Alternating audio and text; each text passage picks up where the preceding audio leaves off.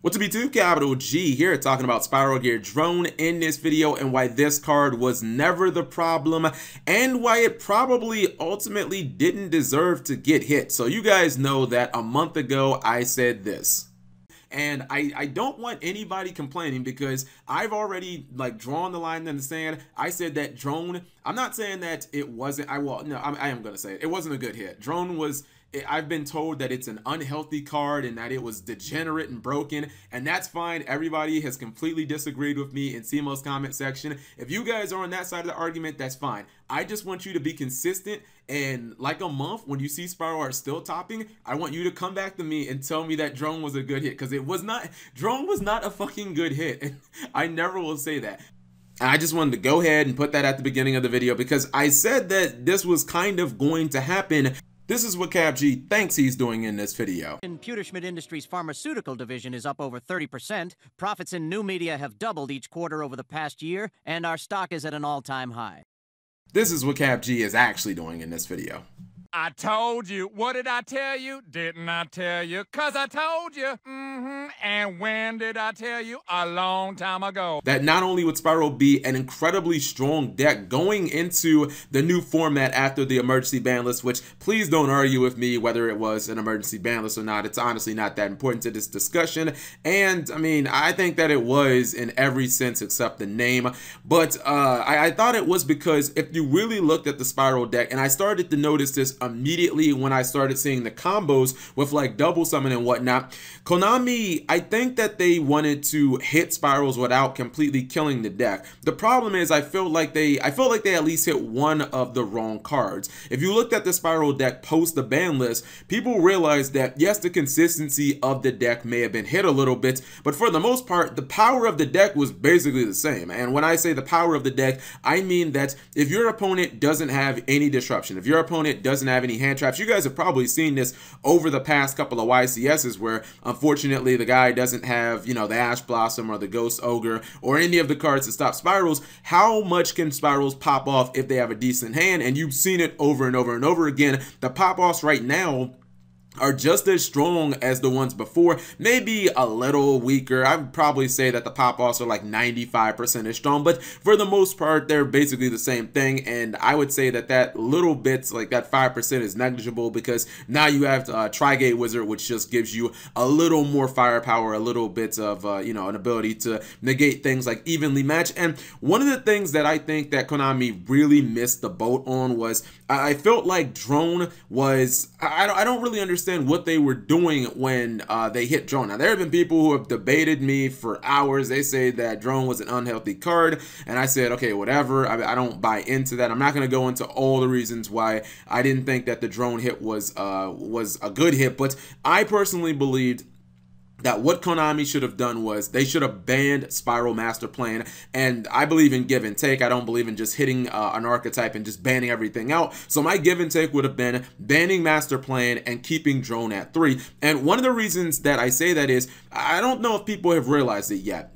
Stopping Double Helix, or the reason that most people say save your Ghost Ogre for Double Helix, save your Ash Blossom for Double Helix, is not really because Double Helix is like the crazy absurd card. It's because it, in my opinion, summons the crazy absurd card. I believe once you get Double Helix effect off and you get Master Plan on the field, if you resolve the Master Plan, 90% of the time you win the duel. The game is just over at that point because not only do you get this big booty bitch, which for the most part she doesn't stay on the field, but I have seen, like, you know, maybe people maxi or something like that where people do actually stop on her.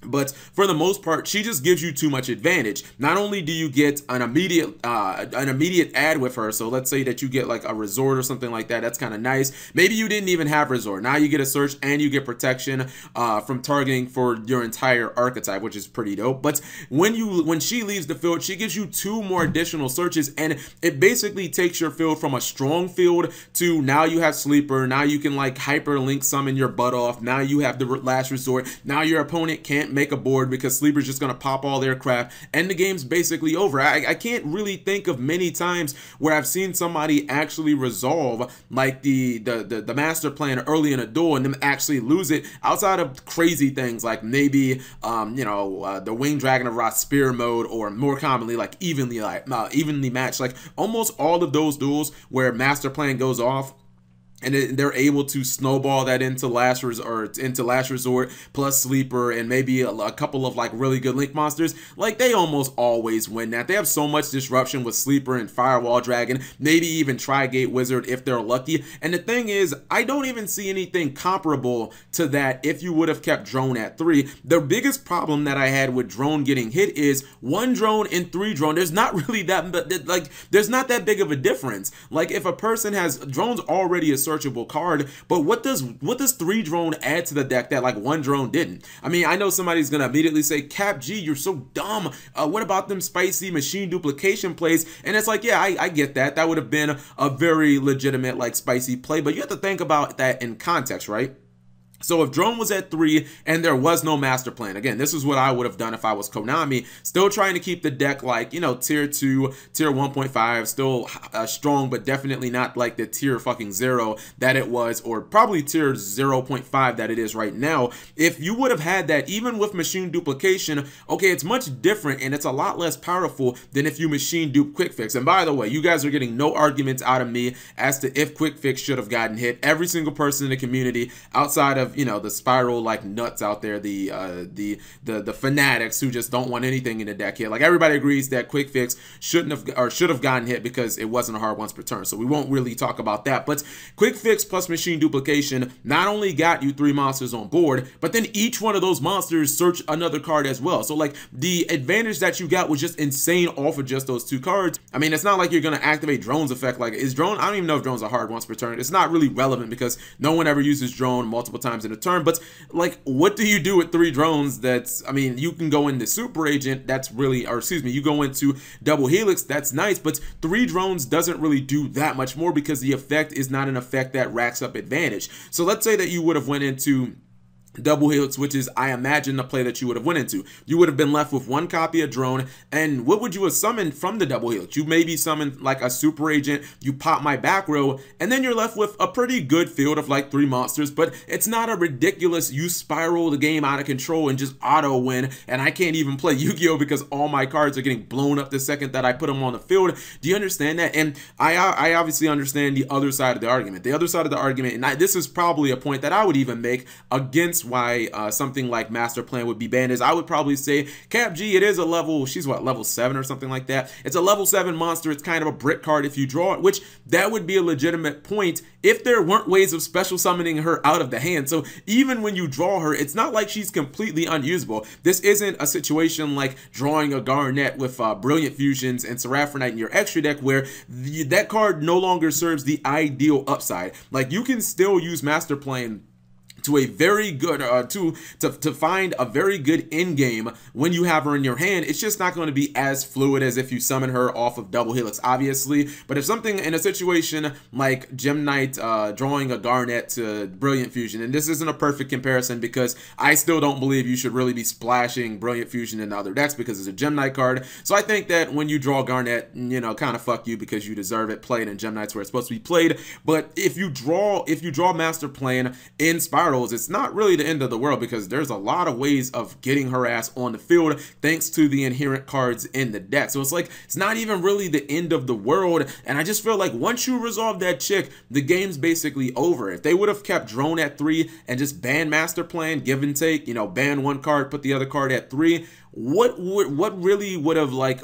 how broken would Double Helix have been? I feel like Double Helix would have still been a great card, still would have had some legitimate plays, maybe summon a tough from your deck and try and pop some cards, beat your opponent down with 1900s. That would have been legitimate, but it wouldn't have been the, oh my god, I just let him resolve Helix into Master Plan, I lose the duel. And I kind of feel like limiting Drone to 1 doesn't really solve it, because like what can you do with 3 drones again that you can't do with 1 outside of like machine duplication plays, which I think would have been kind of inconsistent anyways. I mean, if you guys had 3 drones and no master plan, would you really play machine duplication knowing you only have 1 target in your deck, knowing that you're probably still playing double summon as well? Because I don't know, man, I see some hands of like drone plus double summon plus Ash Blossom plus, or maybe like quick fix, double summon, Ash Blossom, Ghost Ogre, you know, plus one of the crappy trap cards. Like, what the fuck am I going to do with this hand? So you would have probably been adding like cards that make your deck less consistent overall for a higher power ceiling, which, I mean, I guess it can kind of work sometimes, but for a 12-round tournament, I'm not really sure if that trade is worth it. Like, if you really look at Drone at 1, Drone at 1 still serves its purpose of getting your ass to double helix. I mean, it is a card that you can summon from 1 for 1. Obviously, it's searchable. And with double summon plus super agent, again, 1 drone gets the job done, as opposed to if you would have just banned master plan, double helix's effectiveness goes down by like half, and the card is no longer absurd. It's not looked at in the Yu-Gi-Oh community as like an absurdly broken oh my god card. Now it's just a pretty good card. So I don't know. I want to know what you guys think of this topic. And whatever you guys think, go ahead and leave that in the comment section below, because you know what? You might not agree with me. Even after, I guess, a few YCSs into the format, you might still have a completely different opinion, and that's perfectly fine. If you do, just go ahead and explain why. Or if you agree with me, go ahead and explain why. Leave it in the comment section below. Thank you guys for watching. As always, subscribe if you have not already, and turn on those notifications for daily videos.